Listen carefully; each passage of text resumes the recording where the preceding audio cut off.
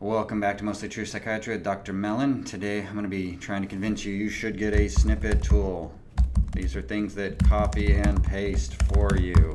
So it's kind of like what a dot phrase is for Epic. The one I use is called TextExpander. There's no kickbacks. There's nothing weird. I tried it. It was free for a month and I just kept using it. I'm sure there's 10.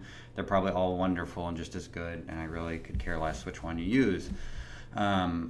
They're all going to have some basic interface and a way you can make these things. So why are they important? These are going to be the key to your intellectual capital in the long run. They're going to make it to where you can move around hospitals, different EMRs, and you always sound super professional. You can make your notes very quickly, accurately, precisely, and be a better doctor and not waste all your time typing, right? You'd rather spend 5 more minutes with the patient and 5 less minutes with the patient trying to just type out your note. So why should you use one? Well, I can't spell. See, typo too. So there's a lot of words I'm terrible at typing or spelling. The TCA drugs I'm awful with. So like amitriptyline, I never remember how many L's, where the I and the Y is and stuff. So all these programs have a delimiter whenever you type it. So it's like this thing right here, the semicolon, it'll do the action. So I make snippets for things I can't spell. So if it's like amitriptyline, I'd make 3 letters. So it's semicolon A, M, and then as soon as I hit the letter I, boom, pops out.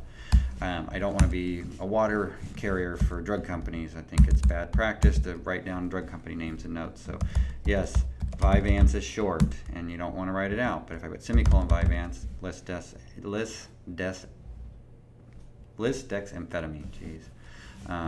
That's why we use Vyvanse, but still learn how to say lisdexamphetamine. It's better. Or meth for methylphenidate.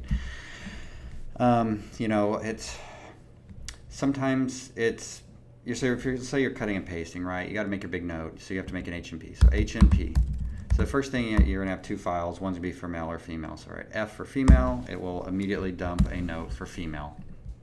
And if I look for the gender, sex-specific stuff, so it says she denied. Now I can say H&P male. I go back down there, he denied. All the notes can be done like that. You can just get it delimited, write the note twice with those 2 changes, and it'll always be gender, sex specific.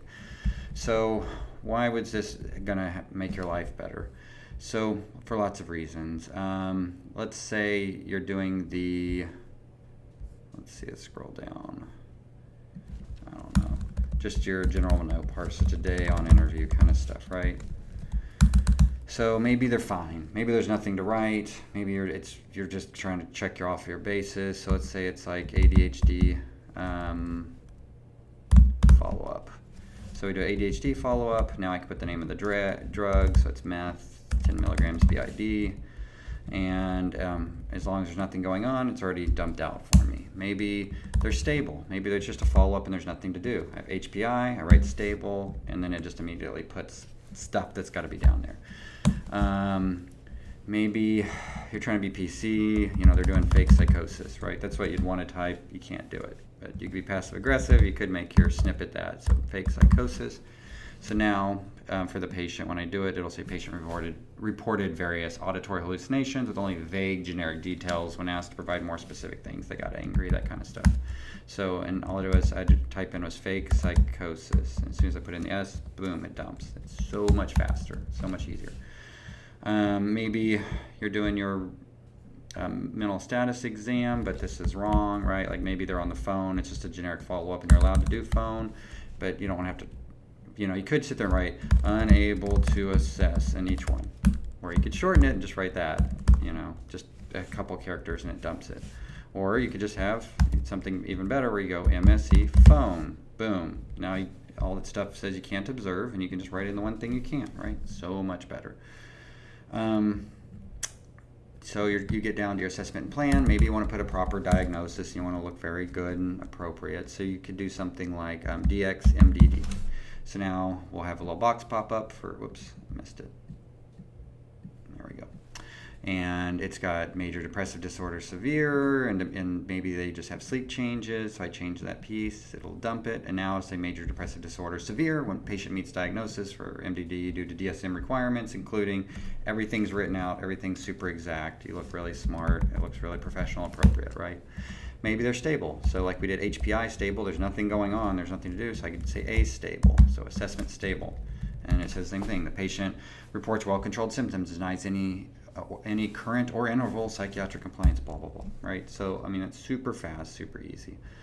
Hopefully that convinces you this might be worth at least looking into.